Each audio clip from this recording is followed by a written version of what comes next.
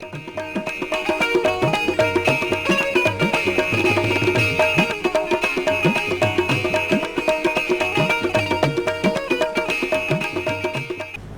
खाते हैदराबाद रीजन के आला अमलदार जनाब मुमताज़ अली खैरो साहब के प्रोग्राम में अचण ते भलीकार करूँ था।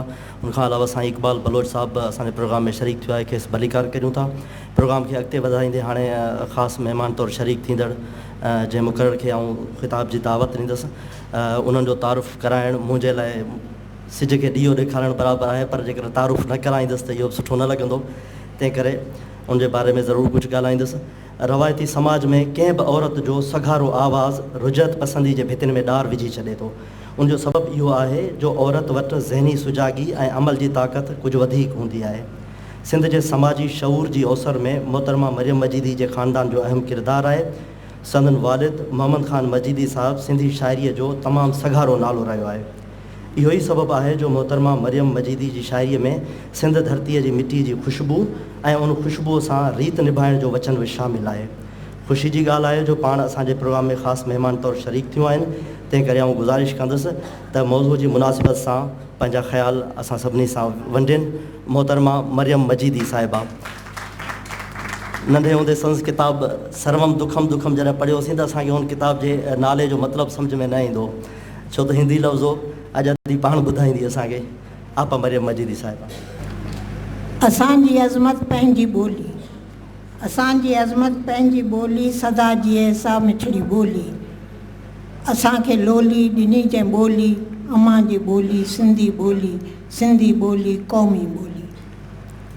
निहायती मान वारियूं मुंहिंजूं स्टेज ते वेठल भेनरूं ऐं मुंहिंजो साम्हूं वेठल सुञाण भाइरो ऐं भेनरो, जीए सिंधी ॿोली।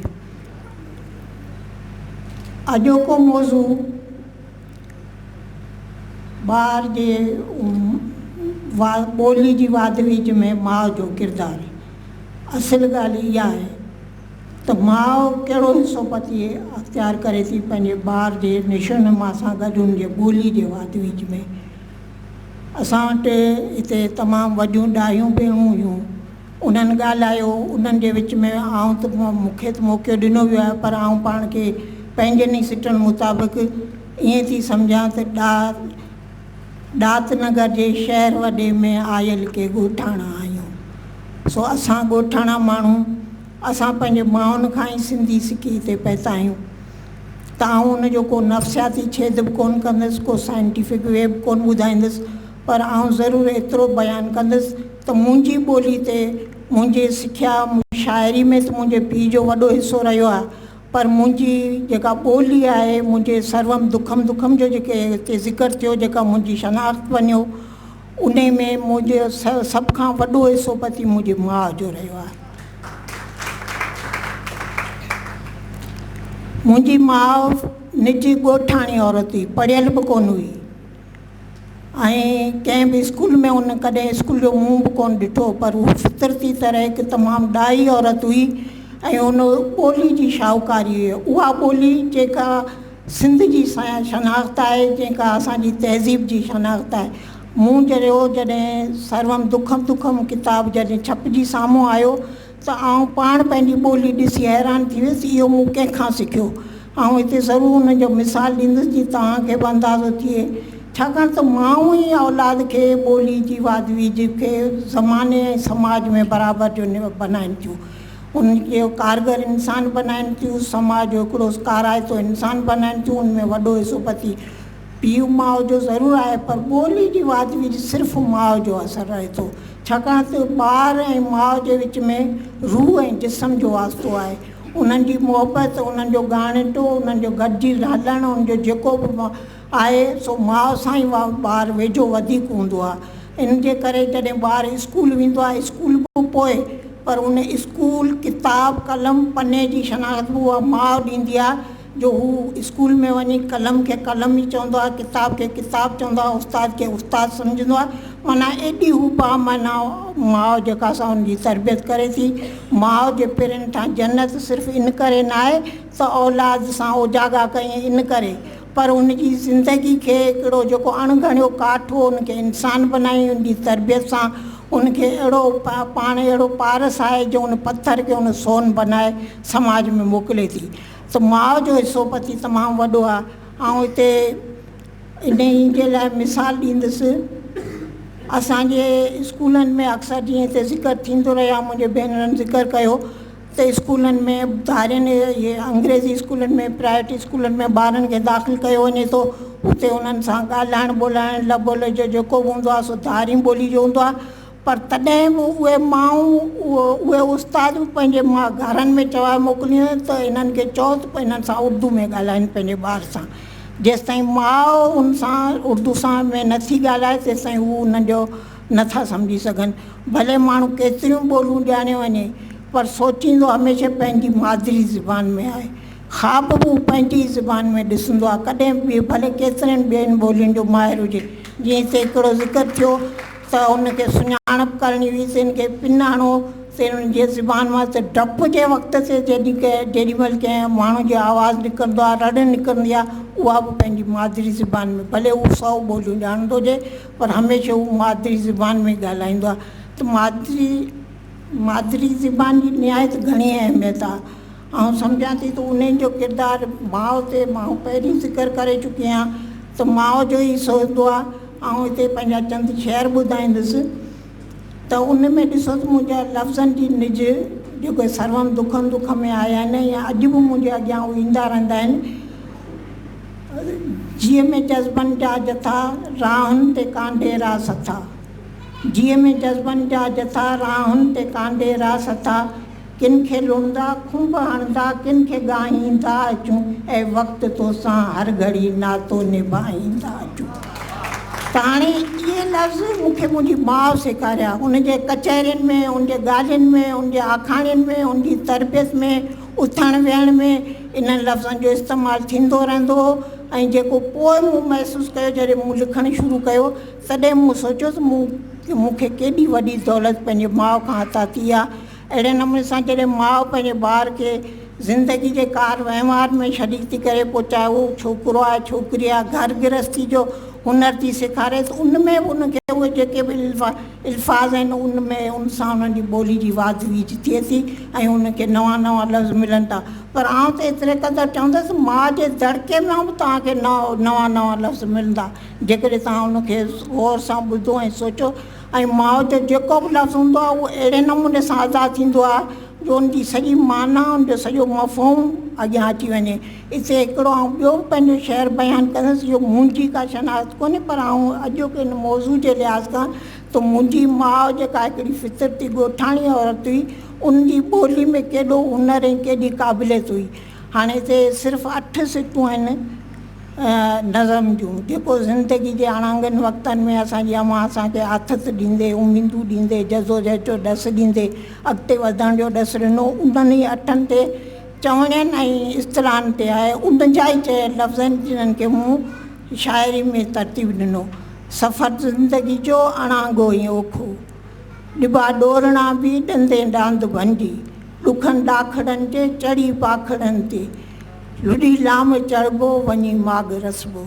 माना इहे सभु इस्तलाही ॿोली में आहिनि ऐं सभिनी जी वरी ख़ासि ॻाल्हि इहा आहे त इहे हिकिड़े नंढड़े वज़न फ़ौलनि ॿिनि तौरनि ते इहे आधारियल आहिनि ऐं सभु इन साॻुणे ई वज़न ते आहिनि। त आउं सम्झां थी त जेकॾहिं माउ जी ॿोली सही आहे त उहा सॼी उमिरि पंहिंजे ॿार जी किरदार सां गॾु जंहिंजे लाइ उनखे ज़िमेदारी आहे उहा पूरी सचाई सां उन ते निभाए थी पंहिंजे माउ सां। ऐं औलाद जो जेको सो मुहबतनि जो ऐं वेझड़ाई जो रस्तो आहे, तंहिंजे करे उहा इंतिहाई ख़ुलूस सां पंहिंजे उन खे निभाईंदे पंहिंजे औलाद खे हिकिड़ो कारगर ऐं समाज जो काराइतो इंसानु बनाए थी। इन करे आउं सम्झां थी त माउ ई आहे, भले केॾो बि उस्ताद सेखारीनि, स्कूलनि में वञिजे, कहिड़ो मुतालो कजे किताबनि जो, पर जेका बुनियादी तरह माउ पंहिंजी तरबियत ॾिए थी पंहिंजे औलाद खे, उन खां वधीक ॿी का मुयसरु ज़बान थी नथी सघे। इन करे आख़िरी घड़ी ताईं, हयाती जे आख़िरी उमिरि ताईं बि माउ जी इहो सिख्या जो अमल जारी रहे थो ऐं ॿार ते उनजो उस्ताद ज़िंदगी असरु रहे थो। ऐं अॼु बि जॾहिं कुझु लिखणु लॻंदी आहियां त मूंखे को न को पंहिंजे माउ जो चयल को पहाको, को इस्तरा, को वर्ड, को लफ़्ज़ अची वेंदो आहे। तव्हां सम्झां थी त जे असांजूं माऊं जेके पढ़ियल आहिनि उहे त वधीक सुधरियल आहिनि, वधीक ॾाहियूं आहिनि। ऐं इन्हनि जे मिसाल में ॾिसिजे त असां वटि हू सिंधी में चवणी आहे 12 कोहें ॿोली जो लाजो धार हूंदो आहे। माना एतिरो उन में उतरादी पंहिंजी ज़बान ॻाल्हाईंदो, लाड़ी पंहिंजी ॻाल्हाईंदो, ठर वारो पंहिंजी, त कोस्तान वारो पंहिंजी, काछे वारो पंहिंजी। फ़क़ति इन जे करे जो उहा उन्हनि जे माउनि जी ॿोली जो असरु आहे।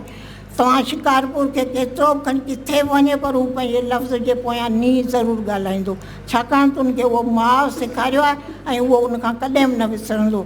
लाड़काणे वारो खे छा बि चओ, मच्छी खे उहो मच्छी ज़रूरु चवंदो, छे जो उचारे कोन सघंदो। अॻे असांजे ठटे ज़िले में बि इहो हूंदो, मुंहिंजे इन्हनि वॾनि खां पंहिंजे नंढपण में ॿुधो त उहो गाफ़ खे ग़ैन जे उचार सां, छाकाणि उते माण्हू ते पारसी जो असरु हूंदो, उन जे करे उन्हनि जे लफ़्ज़नि में उहो पारसी जे करे गुलाब खे उहो गुलाब चवंदियूं हुयूं, गिलास खे उहो गिलास चवंदा हुआ।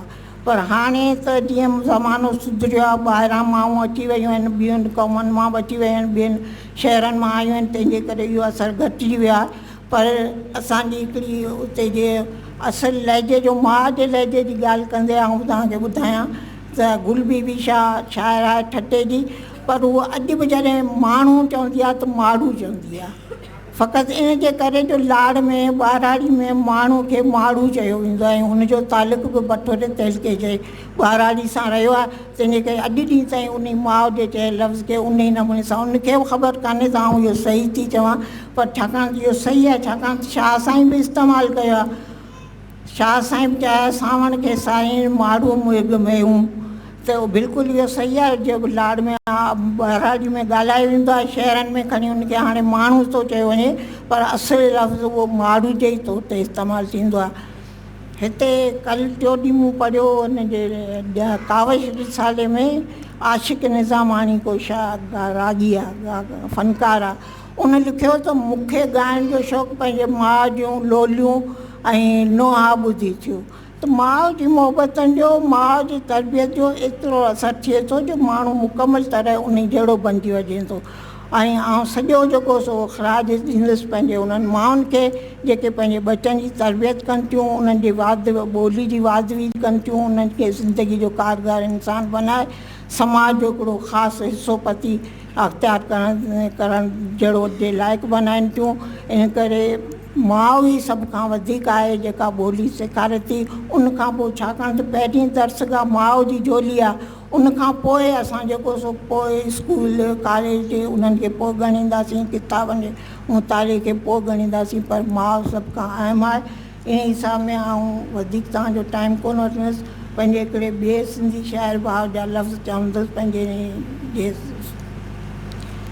तस्दीक जे लाइ। सिंधी ॿोली में शामिल आहे जीजल वारी मिठड़ी ॿोली, अॼु ॾींहं ताईं लफ़्ज़ इहे ई सांझल दिलि में सारा आहिनि, सांझल दिलि में सारा आहिनि।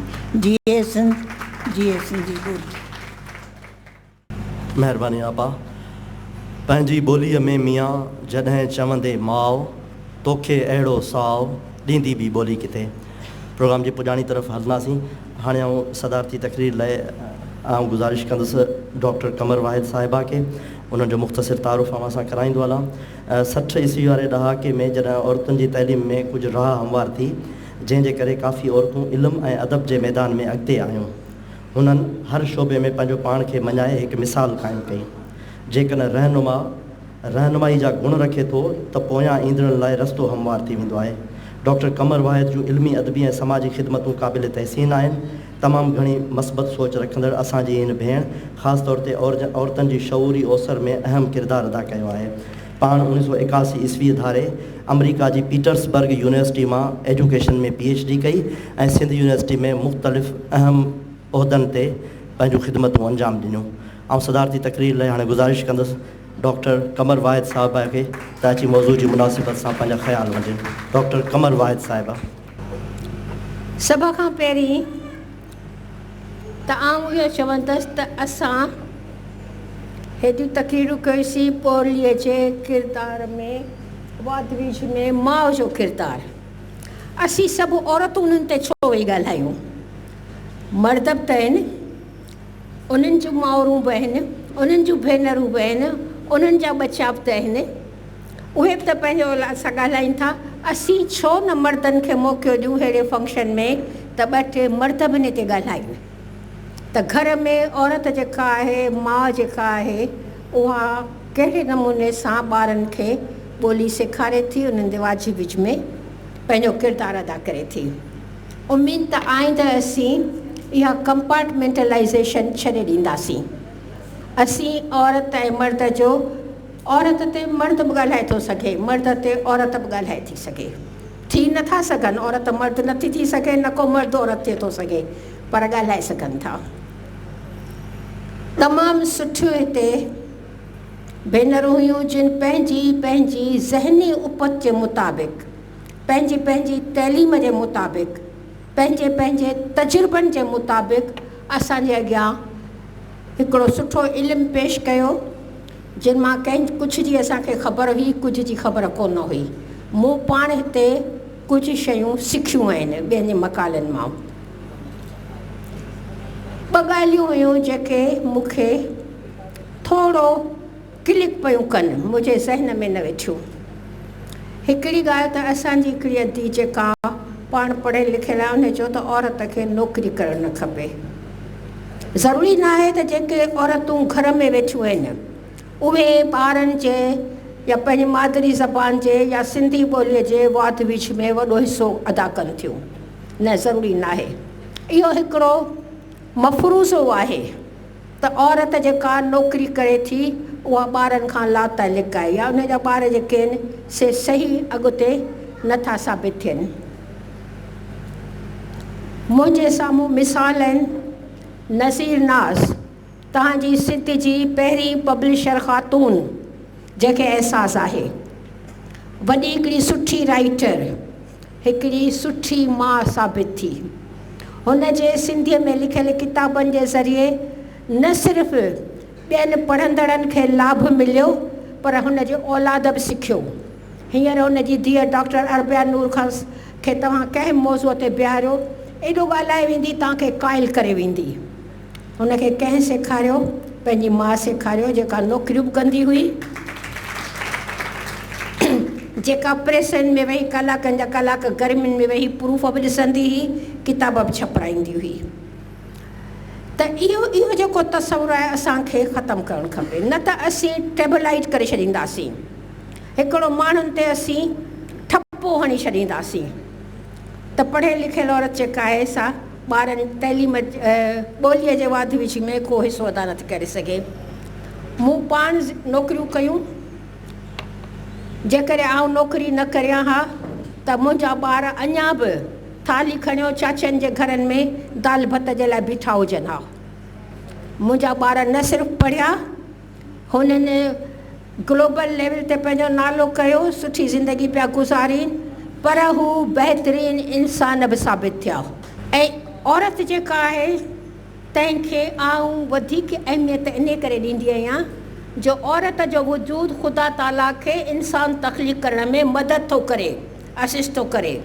हुकुम अल्लाह ताला जो आहे, पर पेटू माउ जो थो इस्तेमालु करे, जिते ॿार थो पलिजे।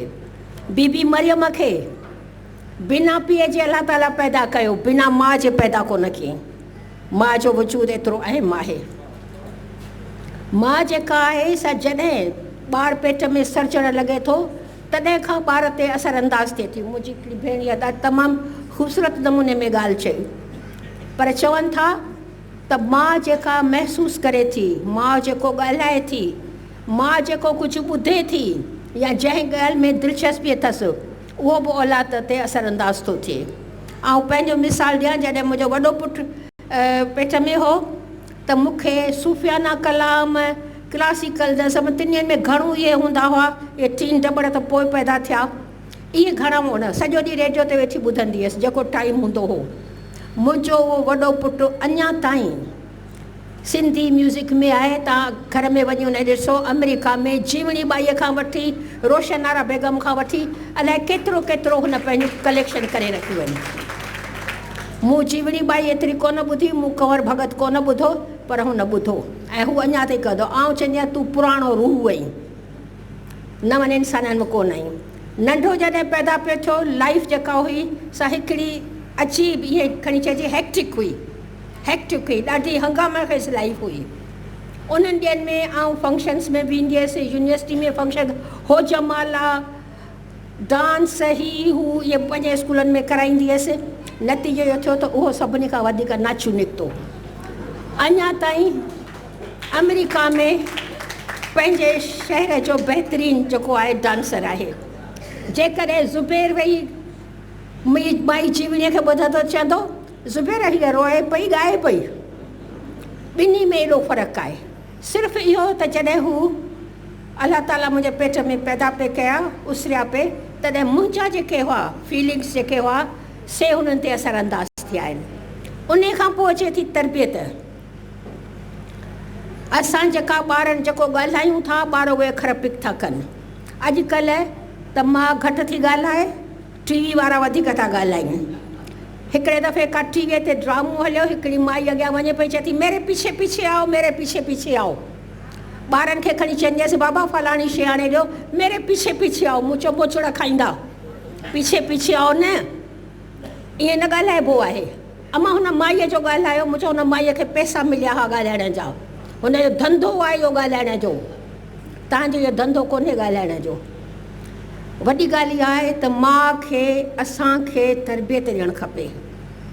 असीं जेको माउ खां हेतिरो कुझु उमेदूं था रखूं त असांजे ॿोलीअ जे वाध विच में किरदारु अदा कंदी, उन माउ खे असां केतिरो सम्झायो अथऊं त हिन हणहणा जे दौर में असांजी ॿोलीअ जी वाध विच में उस्ताद खां पोइ तूं वॾो हिकिड़ो अंसर आहीं, तुंहिंजी अहमियत आहे। ॿियो अंसर आहे उस्ताद जो। आउं इन ॻाल्हि खे बि कोन मञींदसि त को ॿार खे नंढ हूंदे डे केयर सेंटर्स में या नर्सरीज़ में न मोकिलिजे, छाकाणि जो असांजे घरनि में ॿारनि सां ॻाल्हाइण वारो कोन्हे। हू ॻाल्हाइण कीअं सिखंदा? मुंहिंजा मॉडल स्कूल में जेके डे केयर सेंटर हूंदा हुआ उते मूं अलाउ कयो उन्हनि खे त तव्हां 2.5-3 सालनि जो ॿारु अची हिते दाख़िलु करायो। यूनिवर्सिटी जो इदारो हो ऐं असांखे अकॉर्डिंग टू बहितरीनु एजुकेशन उते ॾियणी हुई, according to the regulations of Montessori and kindergarten. पर उते छा हूंदो हो, उहे ॿार अञा ताईं उन्हनि मां के वॾा वॾा ऑफिसर आहिनि, के जेके आहिनि से वॾा वॾा उस्ताद थी विया आहिनि, अञा ताईं मिलंदा आहिनि, चवंदा आहिनि मैडम असांजो बहितरीनु टाइम गुज़रियो। कीअं गुज़रियो? सादिक अलीअ खे मूं रखियो, जेको हुननि खे म्यूज़िक जो हिकिड़ो कलाकु म्यूज़िक जो पीरियड हूंदो हो। मूं ज़रीना बलोच खे पंहिंजे स्कूल में आंदो, जेका पंहिंजे मिठड़े आवाज़ में वेही जेके गीत हूंदा हुआ उहा ज़रीना बलोच हुननि खे ॻाए ॿुधाईंदी हुई। मूं इमदाद हुसैनी खे ख़ासि चयो त इमदाद मूंखे के नज़म लिखी ॾे, जंहिं लिखियो हो 1 2 3 4 साईं कंदो बेड़ा पार, अचो त गॾिजी इल्मु पिरायूं। उहो वॾो नज़म आहे जेको आउं हिते टाइम जी छाकाणि त तंगी आहे, तव्हां सभिनी खे बुख बि लॻी हूंदी, कोन ॿुधाए सघंदसि, पर उहो नज़म मुंहिंजा ॿार ॻाईंदा हुआ। हींअर जॾहिं मूंखे मिलंदा आहिनि चवंदा आहिनि ऐं मूं चयो बाबा साईं सादिक अली त गुज़ारे वियो, ज़रीना वेचारी गुज़ारे वई, मैडम असांखे सदाईं यादि कंदा। हिकिड़ो डिप्टी कमिश्नर मूंखे चवणु लॻो मैडम मूंखे 1 2 3 4 अञा ताईं यादि आहे। छा आहे? ॿोलीअ जी वाध आहे, वीझ आहे। त इहो हिकिड़ो सिर्फ़ु माउ जो किरदारु कोन्हे, पर माउ जी बुनियादी जेको पथर रखे थी उहो माउ थी रखे। उन खां पोइ घर में पीउ थो रखे, पीउ बि उन सां गॾु शामिलु आहे, ऐं उन खां पोइ जेको आहे सो उस्ताद बि थो रखे। जेसि ताईं असांजूं इहे शयूं पाण में ॻंढियल न आहिनि, हिक ॿिए सां ताउन न आहिनि, तेसि ताईं असांजा ॿार जेके आहिनि टीवीअ जी ॿोली, सियासतदाननि जी ॿोली, पाड़े वारनि जी ॿोली ॻाल्हाईंदा रहंदा, असांजी सिंधी निज ॿोली कोन ॻाल्हाए सघंदा। असांजे माइटनि जे तव्हां मां घणा मूंखे ॿुधाए सघंदा त पर्ट छा खे चइबो आहे सिंधीअ में? पर्ट पे पर्ट छा खे चइबो आहे? असांजी माउ असांखे ॿुधायो त धोबीअ खे चइबो आहे। पुराणा सिंधी जेके आहे पर्ट धोबीअ खे चवंदा हुआ। कई अहिड़ा अखर आहिनि जेके असां खां विसरंदा पिया वञनि। बहितर इहे थींदो त असां वटि शबनम गुलजेड़ी आहे, मुंहिंजी हिकु तमामु प्यारी स्टूडेंट त छा पर मुंहिंजे हथनि में वॾी थी आहे, ॾाढी एनर्जेटिक आहे, अलाह जेतिरी सूरत ॾिनी अथसि ओतिरी सीरत बि आहेसि ऐं ॾाढी महिनती छोकिरी आहे। त आउं शबनम खे इहा गुज़ारिश कंदसि त शबनम पंहिंजूं के टीम्स मोकिलियो ॿहिराड़ियुनि में, उहे अखर जेके शाह जे रिसाले में कोन आहिनि। मां सां गॾु शाह जे रिसाले असांजी सिंधी ॿोलीअ जे वाध विच में वॾो हिसो अदा कयो आहे। जिते असांखां अखर पंहिंजा ख़तमु थी था वञनि, असां शाह जे रिसाले मां उहो बैत था पढ़ी ॿुधायूं, असीं पंहिंजो मतिलबु पूरो था करूं।